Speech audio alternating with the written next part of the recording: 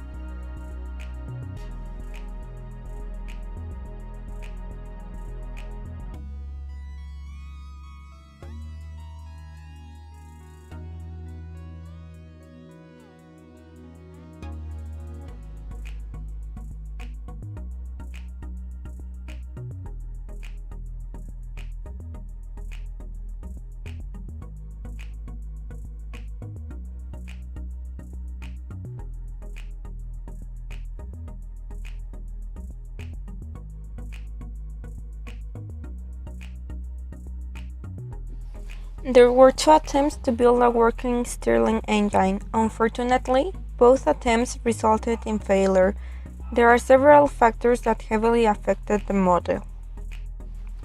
The first one is that there were several leaks of air and water inside the piston. This due to the fact that the model had several design and manufacture issues. Also, we tried to weld the cans, but a micro welding machine was needed in order to avoid any critical damage to the cans. This led us to seal with an epoxy resin, which was plastiacero, that helped with some leaks but apparently not all, so the system still had many energy losses in the process. The moment of inertia of the flying wheel as well as the position of it in the shaft represented another problem. The asymmetry of the wheel and its unequal distributed weight difficulted the rotation of the shaft and so the functionality of the motor. The first model was partially successful. We could observe that the balloon and the shaft system were working correct. This meant there was an expansion and compression of air inside the piston. The problem was that at some point the moment of inertia was too big for the piston to keep moving. This was also affected by the leaks on the system. On the second model, the problem was that the shaft work was too big for the balloon's expansion and compression. The balloon with the screw on top of the can were tested first, applying heat in order to see if the expansion and compression were done right. This test was successful, but when our project consisted in 2 attempts of a Stirling engine. To make a Stirling engine from scratch with the use of unsophisticated techniques and computer models is a challenge, even though we have the understanding of the process of a Stirling engine. The construction consists on the knowledge of heat cycles and the law of thermodynamics involved. Even though we base the constructions of our model in a successful one, its design differed from what was expected in both models that were made. A possible reason that both models did not work could be as stated by William Bell in his report of model tests of Stirling engines of 1969, which states, quote, "The net force mass ratio of the displacer must be larger than that of the piston, otherwise the piston will move with or ahead the displacer, and a sufficient pressure differential across the piston will not be developed." Another point to take into consideration is that some calculations could not be effectuated experimentally, such as the pressure inside the chamber, which would have given us the net force on the walls and the displacer. Even though both models resulted in failure, a deeper knowledge of a real heat engine was acquired. Although this heat engine is the most efficient, not being able to maintain a constant temperature in the isothermal process and a perfect seal in the systems represent a major loss in the whole system process. Also, on theoretical analysis and calculations, the whole system was considered as a black box, where heat was used as input and shaft work was the output, not taking into account the dynamics and losses between the union of the shaft and the flying wheel resulted into losses of work that were deviated in vibration and deformation of the shaft. Calculations were made as a closed system, however, a flow mass should have been considered due to the leaks and the imperfect seal of the cans. A heat exchange with the environment also took place, and so energy was lost in the process of heating the cylinder that contained the displacement piston.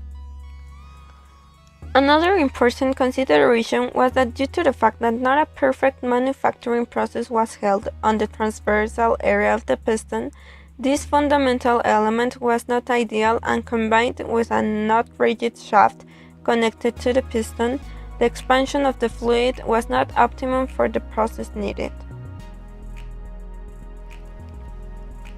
For the second prototype, a closed system was built.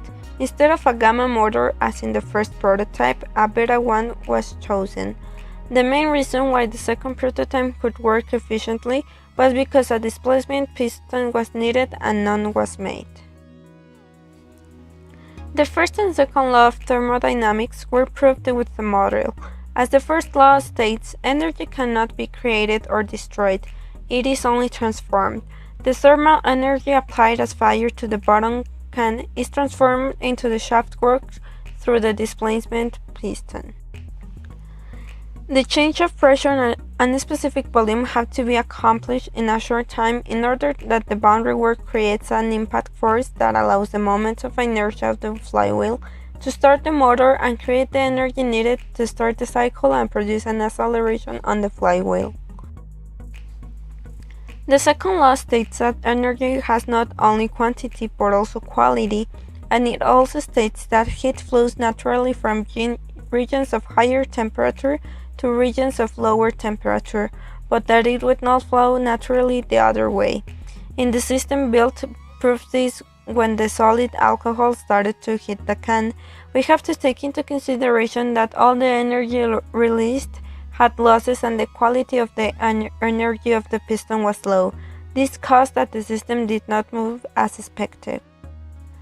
Another point to take into consideration is that the calculations cannot be effectuated with the data of the water because its mass and temperature could not be a control variable. This is due to the fact that there is a heat loss in the water and it had to be constantly replaced in order to maintain the isothermal process. This behaves as a heat exchanger. Nevertheless, it is not a controlled flow because the water that was replaced was not the same in mass and temperature